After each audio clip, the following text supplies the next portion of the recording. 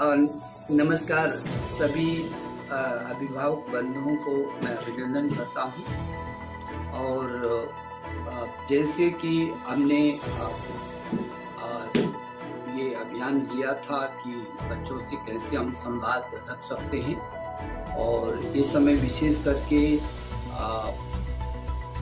आपसे सीधा संवाद, अभिभावकगण से सीधा संवाद करने का जो मन था। मुझे आशा है कि आप अपने परिवार से तो सब लोग आनंद होंगे, और जो परिवार के सदस्य दूसरी जगह गए होंगे वो भी निश्चित रूप में सुरक्षित होंगे।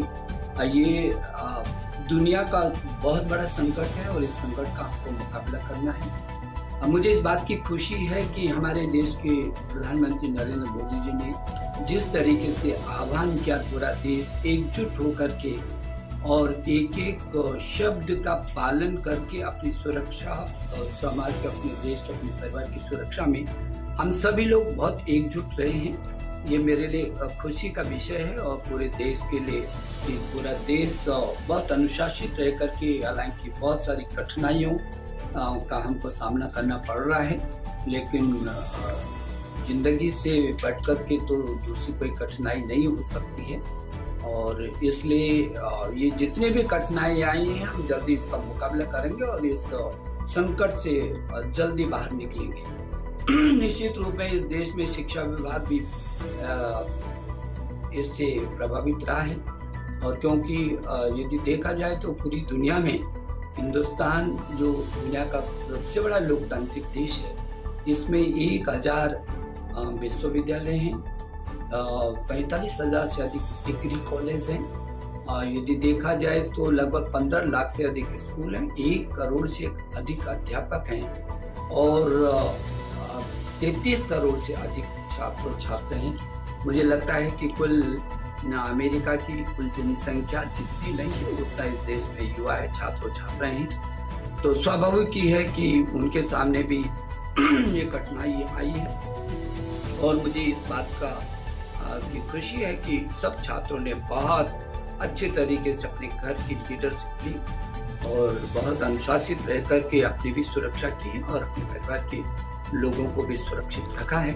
हमने शिक्षा विभाग में जब ये परिस्थितियाँ आई, तो कुछ दिन के बाद जब एक के बाद एक फिर ऐसा लगा कि अभी लॉकडाउन खुलेगा नहीं, तो हमने 1 से 8 तक बच्चों को पदोन्नति देने का निर्णय लिया था।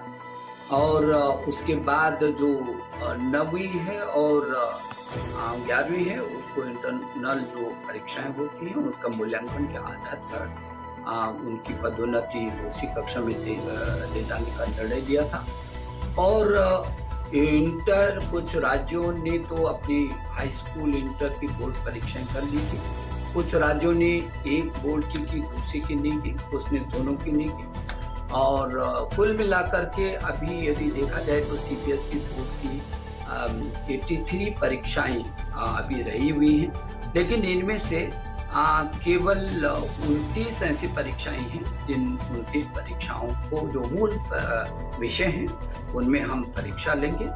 जब भी सामान्य स्थिति होगी और भारत सरकार ये निर्णय लेगी कि अब पूरी तरीके से खोल दिया गया है, तो ऐसी स्थिति में हम फिर उन परीक्षाओं को कर सकेंगे। मैं ये समझता हूँ कि जहाँ हमने इन परीक्षाओं के बारे में सोचा है, वहीं जितनी प्रतियोगी परीक्षाएं, क्योंकि बहुत सारे नवयुवकों की बहुत चिंता थी कि जेईई की परीक्षा थी, नीट की परीक्षा थी, और तमाम ऐसे प्रतियोगी परीक्षाएं जिसमें कि वो अपने भविष्य को तराशता है, तो उन परीक्षाओं को भी हमने पीछे किया है। और जब भी सामान्य स्थिति होगी उसके बाद उन परीक्षाओं को कर सकेंगे। इस बीच बहुत सारे निर्णयों को हम लोगों ने लिया।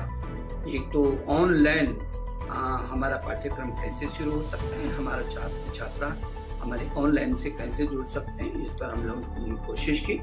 और ऑनलाइन में स्वयं है, स्वयं प्रभा है, दीक्षा है, ई पाठशाला है। इन माध्यमों से इन जो प्लेटफॉर्म हमारे पास थे इनके माध्यम से हम छात्र तक पहुँचे हैं, पहुँचने की हमने कोशिश की है। और मुझे इस बात की खुशी है कि जहाँ स्वयं भी हमारा दुनिया का सबसे बड़ा ऐसा प्लेटफॉर्म है जिसमें तमाम देश और दुनिया के छात्र, चाहे स्कूली शिक्षा से लेकर के उच्च शिक्षा तक, वो सभी उसका उपयोग करते हैं। और स्वयं प्रभा हमारे 32 चैनल हैं, 24 घंटे चलते हैं। और ये स्वयं प्रभा के जो 32 चैनल हैं ये डिश टीवी पर भी आएंगे, DTH पर उपलब्ध होंगे और टाटा स्काई पर भी वो उपलब्ध होगा।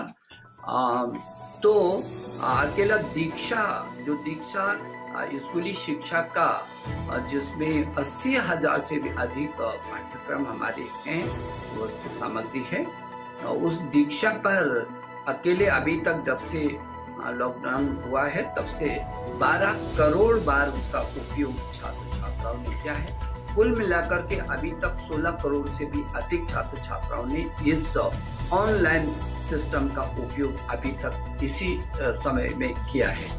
तो मैं ये समझता हूँ कि ये बहुत बड़ी बात है और ऐसी स्थिति में हम निश्चित रूप में इस बात को कह सकते हैं कि हमारा ऑनलाइन प्लेटफॉर्म बहुत अच्छा चल रहा है और इसको हम और तेजी से विस्तार दे रहे हैं। जैसे कि आपको पता है कि अभी 12 सितंबर 2019 को विद्यादान 1 हम लोगों ने CBSE के कार्यक्रम में उसको लॉन्च किया था, जिसमें हम सभी देश के शिक्षाविदों से, अध्यापकों से, संस्थाओं से अनुरोध किया था कि वो बच्चों के लिए जो भी ऐसे ऑनलाइन पाठ्यक्रम के वीडियो सहित जो भी अन्य सामग्री है वो दान दें, उपलब्ध कराएं।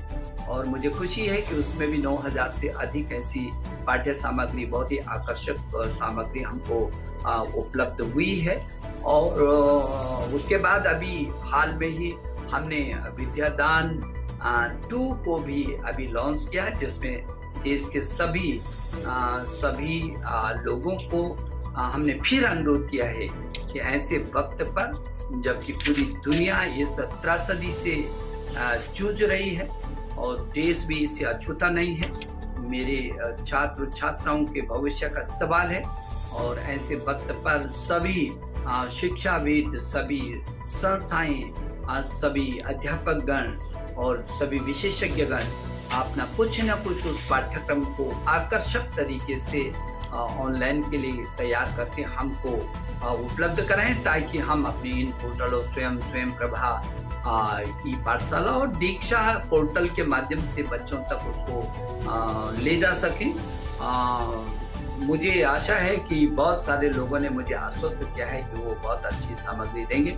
अभी हमने अपना जो एकेडमिक कैलेंडर है उसको भी जारी किया है और उसमें उस कैलेंडर को NCERT के द्वारा जारी किया गया है कि किस तरीके से किस समय पर क्या क्या हम लोग कर सकते हैं। और जैसे आपको पता है कि हमारी उच्च शिक्षा में हमारे विश्वविद्यालय हैं जो बहुत अच्छा शोध कर रहे हैं और हमारे IIT हैं, IIIT हैं, NIT है, IISER है, IIM है, तमाम हमारी बहुत ही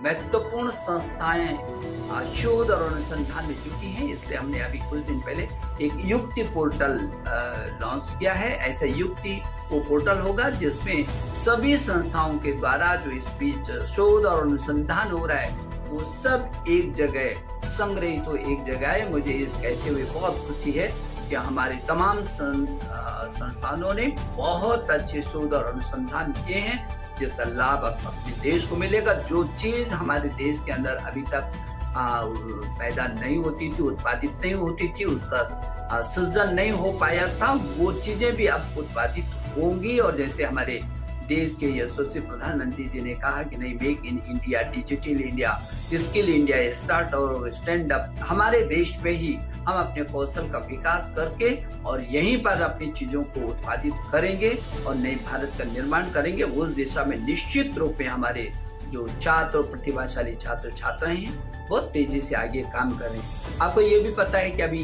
कुछ दिन पहले हमने भारत पढ़े ऑनलाइन ये भी अभियान दिया था। आप सब लोगों से निश्चित रूप में जुड़े होंगे और मुझे भरोसा है कि आपने भी उसमें सहभागिता दी होगी। उसका भी यही था कि आप क्या सोचते हैं, कुछ सुझाव दीजिए आप कि हम ऑनलाइन अपनी चीज़ों को किस सीमा तक और कहाँ तक बढ़ा सकते हैं। और बहुत सारे लोगों के बहुत अच्छे सुझाव आए हैं, हज़ारों सुझाव आए हैं, बहुत ही प्रेरक सुझाव आए हैं। हम उन पर भी